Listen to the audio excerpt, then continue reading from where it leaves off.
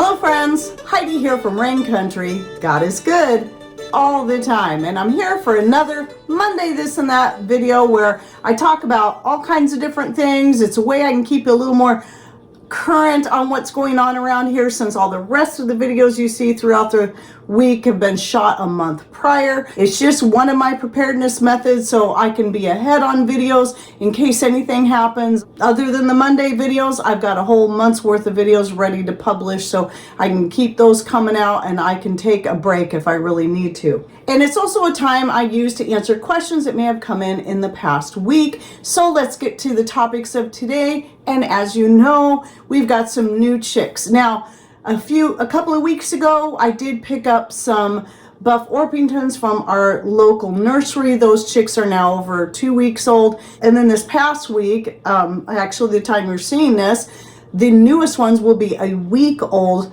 because they hatched out on last Monday. Very exciting day. It was great because I had all three grandbabies here, but obviously the younger ones could, they did, watch, they did see some of it, but Jax, the oldest one, who's 3.5, he was very excited. He loved being a part of that. He got to watch all four of them hatch out, so that was very cool. And people asking me what the breeds are. Well, the thing is the rooster and two of the hens were all mixed breeds that we got from a friend. We bartered, and I got a couple of hens and a rooster, which actually was going to be 3 hens, but one ended up being a rooster after all, which is cool because I'm like, well, now that I have a rooster, I'm going to go ahead and start raising our own chicks from eggs. So that was the first time for us, even though we've had chickens for 7 years now, and very exciting, just very exciting. So anyway, what I suspect though is the brown chick is is my favorite. I'm checking every day on those wings and other things to see if I can tell whether or not they're a pullet or a cockerel. We'll see. I'll keep you updated, but I'm really hoping the brown one is a female because it's so pretty. I love the colors, and that one came from an olive egg. So I'm hoping that if it is a female, it will also lay olive color eggs. The 2 gray ones came from Ruthie, who is silver, but they each have their own unique colorings. It's hard to say what all is in her, but she lays the sage green egg. And then the gold one came from a Buff Orpington egg. So it's a mix of Antonio, who has whatever in there, and then the Buff Orpington, and the color is much darker. So I'm really hoping that one is also a female, as I love Buff Orpingtons. So it'll be exciting to see what happens from here. And it was definitely a fun process, so I'm looking forward to doing that again. I did put 11 eggs total in there. 4 of them ended up not being fertile, and 3 of them unfortunately did start to grow, but they didn't complete the process. But we do have 4 healthy chicks. I really didn't want 11. The only reason I stuck that many in there was knowing that some may not be fertilized, some may not make it, and I might end up with another rooster, which I really hope I don't have. I hope they're all hens, but we'll see. I do have a video coming out in about a month where I just went ahead and called it flatbread bread recipes because they can be good for all around. Whether you do the Feast of Unleavened Bread or not, flatbreads are a good thing to know. They're simple, they're quick, and they can be used in so many ways. But one of the things I forgot to mention in that video that I had meant to, again, it's going to be about a month before it comes out, is that one of the things that I did with the cracker bread recipe that I do have a short on with a written recipe. I'll link to the short down below. But one of the things I did was used with that cracker bread is I took the pinto beans I had cooked up, then dehydrated, and some ground meat that I'd cooked up and then dehydrated. And then I mixed those two together with some water and cooked them for a little bit, added some cheese and some spices, and it made a really tasty dip to use with the crackers. In fact, one night I even used that as our dinner because we had the meat, we had the cheese, we had the beans, and we had the crackers that had all the seeds in them too. And it was all whole grain as well, so and all organic. And so that was really tasty. And then I also, since I have this Mother's Products instant hummus. I went ahead and mixed some of that up, add a little, some rosemary, a little extra garlic, and then we use that as a dip as well. I always have a link to Mother Earth products down below. Their instant hummus is super easy and very, very tasty. But if you like making it from scratch, I do have an old video out on how to make hummus from scratch. I used to do it all the time. And so I'll link to that down below if you're interested. I haven't made it from scratch in a long time, so I haven't tried dehydrating it myself to see if I can make an instant hummus powder, but I might try that. I might try that down the road. But right now I've got the Mother Earth, which is kind of a nice thing to have on hand, especially if it's something where you just suddenly thought of it and you need it right away. Having it like this is really nice.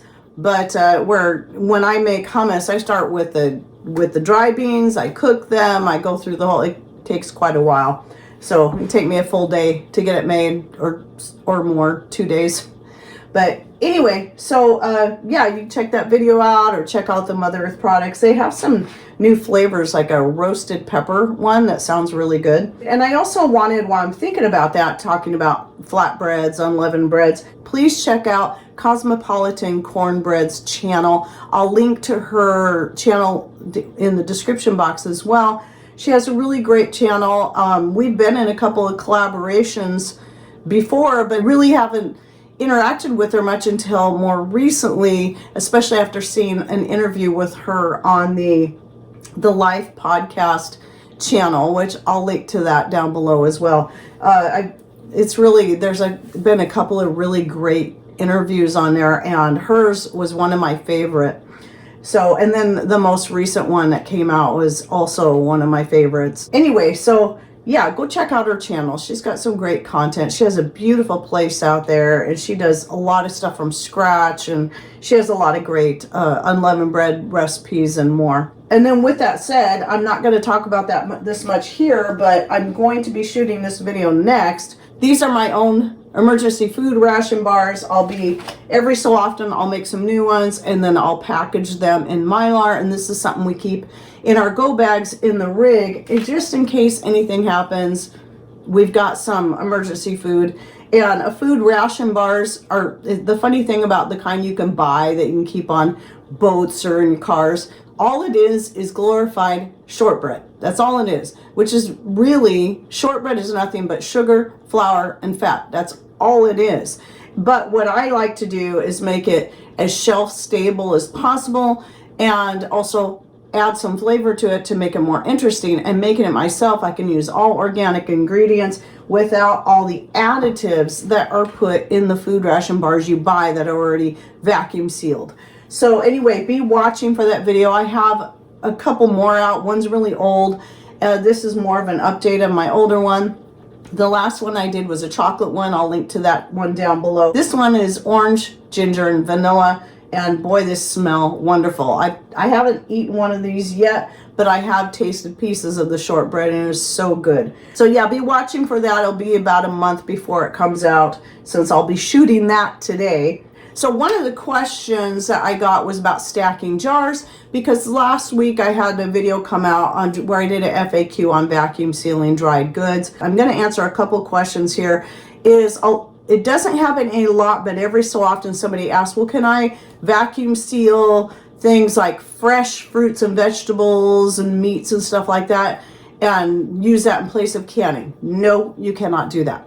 What you can do is you can vacuum seal your fresh goods into jars and keep them in the fridge. That'll help them keep their freshness, flavor, and even extend their time in the refrigerator so they can last longer in there. But it's not something that's more indefinite like canning. You just can't vacuum seal fresh goods and stick them in the pantry and then leave them. It's not going to work that way. They will spoil. They will stay longer, obviously, than if they're not vacuum sealed, but they're still going to spoil over time. And then the other question is in regards to stacking. I still have a lot of people that like, well, I learned that you're never supposed to stack your canned goods, which is a myth, by the way.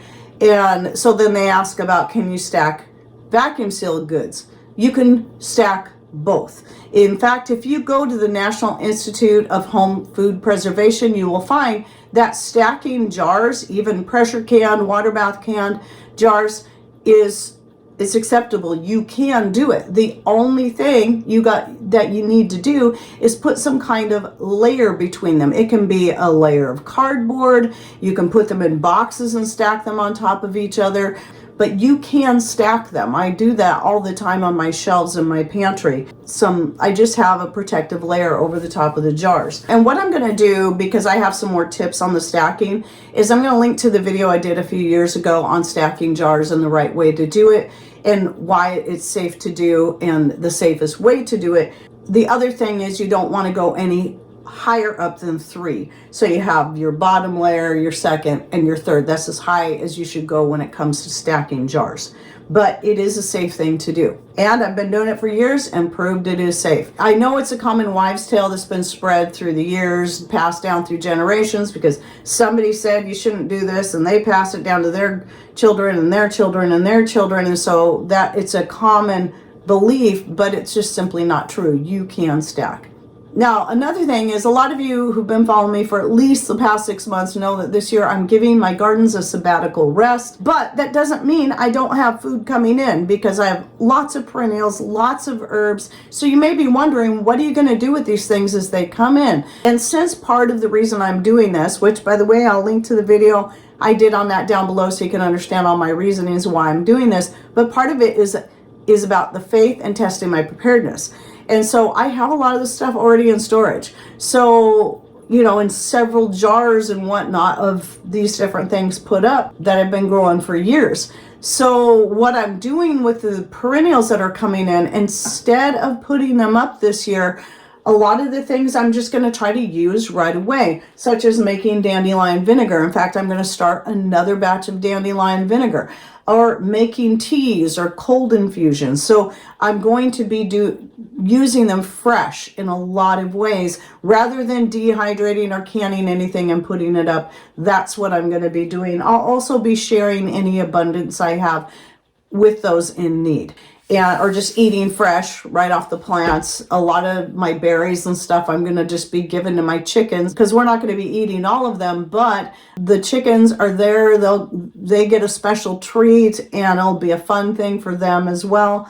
And, you know, it fits into scripture where it talks about giving the land a sabbatical rest, that, you know, the poor and needy will be able to eat off that. You'll be able to eat off that. The wildlife will be able to eat off that. So that's what I'm doing this year. So using as much as we can as it's coming in, but also sharing with the animals, sharing with family and friends, but also sharing with those in need. Oh, and then one more thing is, you might have seen, it would have been over a week ago now, that the little short published on the concrete slab. We have a more full-length video coming out. Again, another one is going to be out a ways out, but you would have seen our youngest son, Justin, helping his dad pour that concrete. Well, I wanted to explain a little bit more about that concrete slab, because it didn't really get explained in the full-length video. Patrick was the one that shot that. I just do the editing. But basically what that is, that was one of our many mud holes that we get.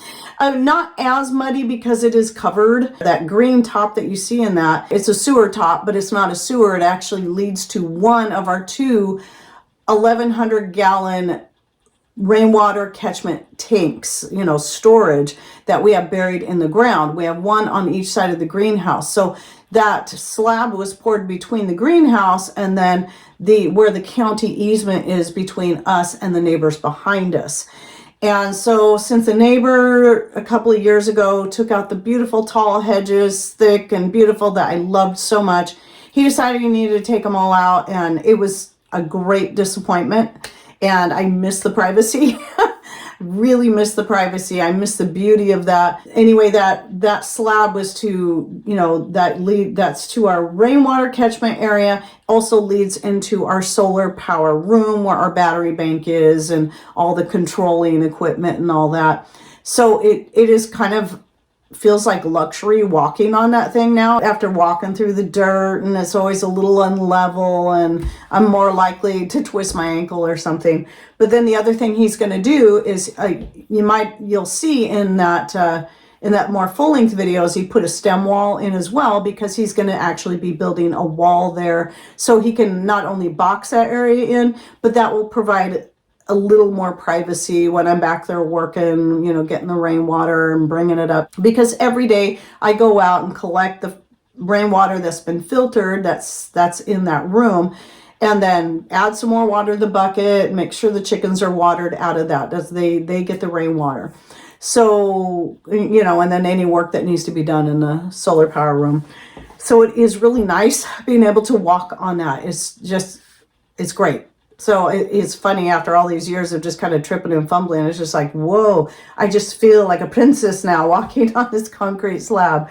But anyway, that's what that's for. But yeah, he'll be closing that in. He'll just make a more sheltered area all the way around, which will be nice, as well as just providing a little bit more privacy, because, you know, when I'm out working in my garden, I like privacy. And plus, when I'm shooting videos, I prefer not to have to shoot the neighbor's backyard. So that another reason why I really miss those hedges back there. You'll see them in my earlier videos when, you know, back when I first started in 2016, you'll see those lovely hedges as I'm doing some of the different garden shoots, but they've been gone for a couple of years, and I miss them terribly, especially through spring and summer and early fall when I'm out in the garden quite a bit. Anyway, I just wanted to share with you, that's what's going on there. Really nice to have that.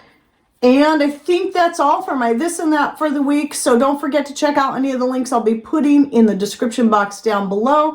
And please share any thoughts, ideas, and comments as well. Remember, your comments do help get our videos boosted out into the algorithms. The more comments and discussion going on in there, the better, as long as we're staying loving and polite to each other. That's what matters. And thanks for watching. Take care and God bless.